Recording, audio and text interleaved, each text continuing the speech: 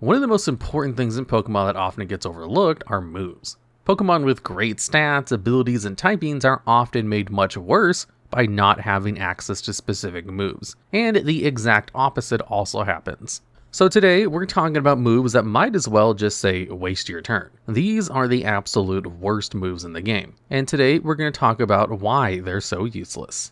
And starting off at number 10, we have Psywave. This is a move that deals a random set amount of damage. On the high end, it can deal damage equal to the user's level times 1.5 minus 1. However, it can also deal a single measly point of damage if it low rolls, which is pretty terrible. In later gens, the move gets buffed so that it deals damage equal to your level times a random number between 1/2 and 1.5, effectively making it a side grade to Seismic Toss, which always deals damage equal to your exact level. However, the way Psywave behaves in Gen 1 makes it effectively just a worse version of Seismic Toss on any Pokemon that gets access to both moves. Sure, maybe you'll get very lucky and deal 1.5 times your level several times in a row, which would be good damage. However, you're just as likely to literally deal 1 damage multiple times in a row. It's also worth pointing out that Seismic Toss, the good version of this attack, also isn't amazing. It's very good on specific Pokemon, such as Chansey, which has great bulk but poor attacking stats besides its special in Gen 1.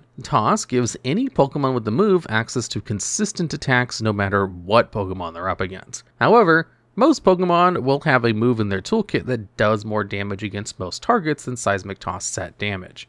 It's really only Pokemon that don't have good offenses that want to rely on Seismic Toss. Psywave does a poor job of replicating Toss even after the buffs it gets in later gens, because it's still not consistent. Sure, you can sometimes do lots of damage, but consistency is almost everything when it comes to competitive Pokemon. In playthrough settings, you still don't need to rely on Psywave when you can do something like use your wall to status or debuff your opponent and then switch into a more offensive Pokemon that is no longer scared of the Pokemon you were walling. There's a reason the move was eventually removed in Generation 8 and onwards, whereas Seismic Toss is still around to this day. There just wasn't really a niche filled by an attack that worked this way. So not only is Psywave normally not that great of a move, but in Gen 1, its damage was so inconsistent that even using weaker attacks off of a lower attacking stat was almost always going to outpace its damage. Overall, Psywave is a poor idea for a move that was executed terribly in the earliest days of the franchise. And at number 9, we have Lick, which is a ghost type move with the base power of 20 and a 33% chance to paralyze the target. Now, this is obviously quite a weak move, and there are lots of moves with very low base power and bad effects to go alongside them. Confusion, Bubble, Thundershock, the list goes on and on. However, a lot of these moves won't be appearing on this list because as bad as they are, they at least get the job done in the very early stages of a playthrough. So when we choose attacks for this list, we'll be considering how good the moves are for the level at which Pokemon generally learn them. This distinction prevents most of these weaker early game Pokemon moves from appearing on this list. But Lick is an exception.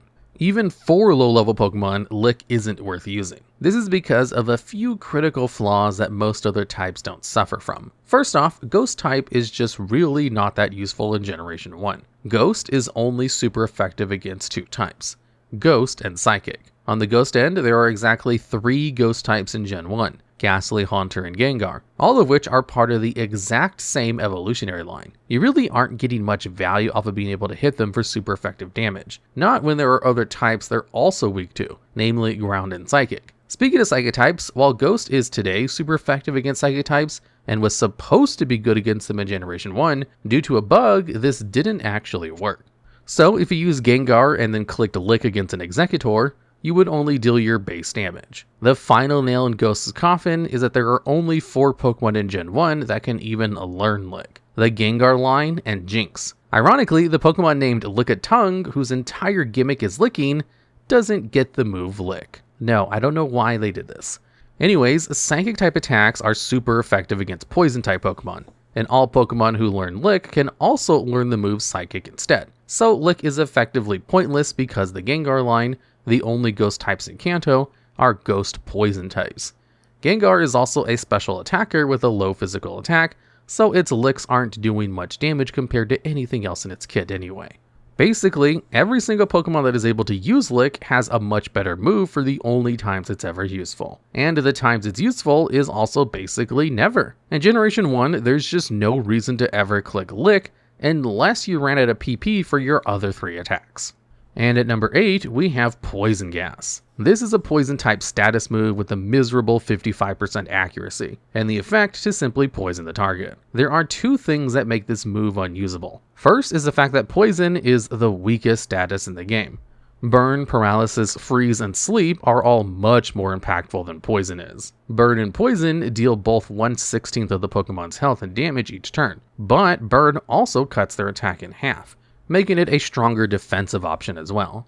Paralysis not only occasionally stops your opponent from moving, but in Gen 1 it cuts their speed down to only a quarter of its original value, essentially guaranteeing that you'll outspeed them. Sleep and Freeze might as well just be one-hit KO moves, as they stop your opposing Pokemon from moving for so long that you can easily knock them out in that time. Basically, Poison is a fairly weak status, so using a move like Poison Gas to spread it when moves like Thunder Wave exist and are generally more useful is, well, not a great plan. Of course, there being a better strategy doesn't make a move useless. What really makes Poison Gas terrible is its pitiful accuracy of 55%. It's almost hard to put into words how terrible this is. For reference, the attack Sludge, which has a base power of 65, making it the most powerful poison type attack in Generation 1, has a passive 50% chance of poisoning the target. So not only do you get basically the same chance of poisoning your opponent, you're also dealing damage at the same time.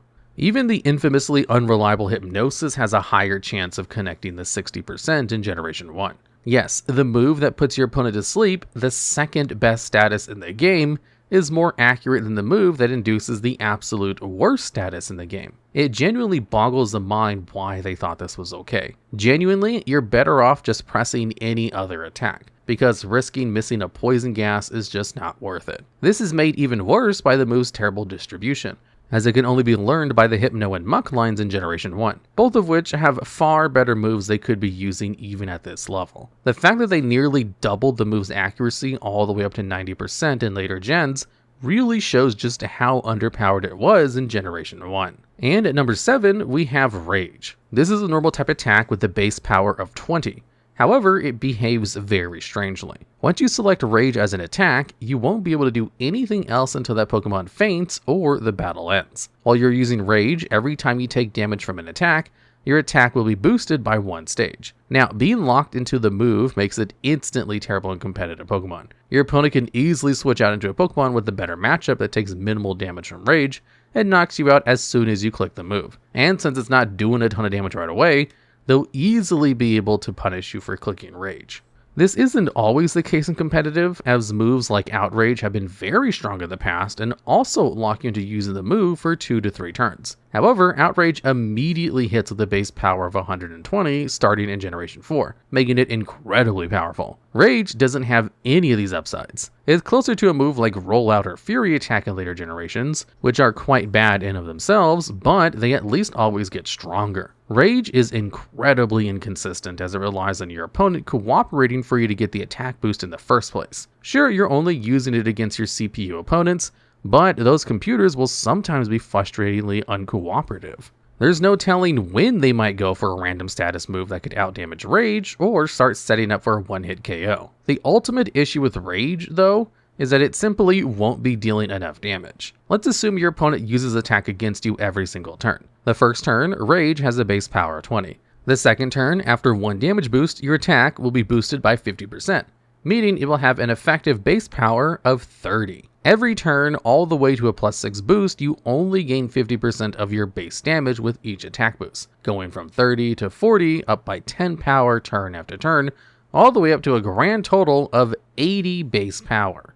This is, well, just worse than most moves in the game. Body Slam has a base power of 85, more than a maxed ramped up Rage, and can also paralyze the target. Now, the damage boost off of Rage does affect your other moves, but that doesn't matter because you can't use any of those other moves after selecting Rage, which is just one of the biggest anti-synergies any singular move has ever had. Rage is exploitable, slow, and does pitifully low damage. There's just no reason to ever use Rage. Even on low-level Pokemon as the first move you get on your starter Pokemon, Tackle does more damage than a boosted Rage. And at number 6, we have Whirlwind. This is a normal type attack with a base power of 80 and 75 accuracy. However, unlike most moves, Whirlwind is a charge move. This means that on the first turn you use it, your Pokemon won't do anything. However, the turn after, it will unleash the attack. This mechanic is usually reserved for powerful attacks like Solar Beam and Sky Attack, which are actually a great place to start a discussion of this move. Solar Beam is the most powerful grass-type move in the game, with a base power of 120 in Gen 1 and perfect accuracy. Now, this is before weather was introduced in Gen 3, so Solar Beam's powerful property of charging immediately when there's heavy sun wasn't around yet. Sky Attack was pretty similar, but it had 140 base power and was a flying-type move with 90% accuracy. And for the most part, these moves are both a bit on the weak side for the most part of the series. You see, in competitive settings, these moves are unusable if you can't find a way around their downsides. It's the same issue that Rage had, but in a less severe way. Anytime someone uses the move Solar Beam without a later generation mechanic like Harsh Sun or Power Herb to turn off the charging turn, your opponent can just switch into a Pokemon that can resist it and take minimal damage. These moves have sometimes seen play in these settings, but the downside is severe enough that you have to work around them to consider using the move. Even in a casual playthrough where your opponent won't be switching optimally, this often isn't worth it, because you're still using 2 turns to attack only once anyway. In a way, these are just weird moves that have 60 or 70 base power that give your opponent an opportunity to take advantage of a free turn. Whirlwind, through this lens, is a 40 base power normal type move that's very easy to exploit, and has low accuracy to boot. There's not really a good time to use the move basically ever, because even in the earliest stages of the playthrough, you should have access to better, more consistent moves. The relatively low accuracy of Whirlwind is probably the worst part. Waiting 2 turns to attack and then missing is bad enough that most players would never consider using the move. Also, the move is normal type instead of flying type, which it clearly should be. This doesn't matter for our purposes, but it's just really weird. Before we move on, we should also mention Skull Bash, which acts the same way as Whirlwind, but it has 100 base power and has perfect accuracy. It's also quite bad, but at least the base power isn't completely terrible. Whirlwind is the worst in category of a move that's often more of a gimmick than anything else. Honestly, it's mostly surprising that there are still worse moves than Whirlwind in the game. And at number 5, we have Disable. This is a normal type status move with the effect to prevent your opponent from using one random move for 0 to 7 turns. And it has a 55% accuracy. In later games, Disable is perfectly accurate and disables the last move the target used for 5 turns, which is sometimes useful where there is one very powerful move you need to stop your opponent from using again. For example, if you're playing against someone spamming counter, you can disable the counter to be able to attack it freely without worrying of it reflecting your damage back at you. Another application is turning off Pokemon locked into one attack via a choice item and rendering them entirely useless, at least in later generations. However, the original version of Disable couldn't be relied on to stop particular attacks. While you could stop the attack your opponent wanted to use against you, you can also hit something that they didn't want to use anyway, meaning you don't accomplish anything. So there's a 25% chance to hit a move you don't actually care about disabling. But then you also have to hit the 55% chance of even disabling any move at all due to the poor accuracy. Once you do finally get through all of these chances, the number of turns that Disable is active for is also completely random. The end result is that clicking Disable is very unlikely to have the effect you want it to. You'll have to use Disable about 10 times before finding yourself in a situation where it prevents your opponent from using an important move. And this, of course, would only really work in a playthrough setting, because against a human, they could just swap out and make your work worthless. Well, more worthless than it already is. Really, you're way better off just pressing an attack or using a status move that actually impedes your opponent. And coming in at number 4, we have Bide. This is a normal type status move that stops your Pokemon from attacking for 2 turns. Then, on the next turn, whatever damage you took while stuck in the Bide, you deal twice as much back. Essentially, it's a version of counter that works against any type of move, but lasts for 2 entire turns. The issue is that this is really inconsistent. Whereas counter is a decent option even competitively, Bide is yet again an easily exploitable move that your opponent can abuse to switch into great matchups, or just spamming setup moves as they wait for your 2 turns to end. Of course, being competitively bad doesn't necessarily get a move onto our list. However, Bide is also quite bad in a playthrough. For Bide to be useful, you need to meet a couple of requirements. You need to be against an opponent who won't be using status moves, and will be dealing good damage. Enough that using Bide will deal more damage than simply attacking. However, they can't be dealing too much damage, because if you die before Bide finishes, you won't get to do any damage at all. All of these requirements added together make using Bide very difficult. You'll often find yourself either not dealing enough damage with your Bide, or risking getting KO'd if you go for Bide in a battle. Even when Bide does work, a lot of Pokemon have better options. Other status moves, such as the aforementioned stat boosting moves, do a better job of letting you deal a lot of damage in a more timely manner. That's not even mentioning that if your Pokemon has access to counter, it's a far better option in most situations. The added ability to reflect damage from special moves just isn't worth it, considering just how clunky Bide is to use overall. Overall, Bide just doesn't do very much. It's a very gimmicky move that's bad in most situations, and even when it isn't outright awful, you still have better moves you could be using instead.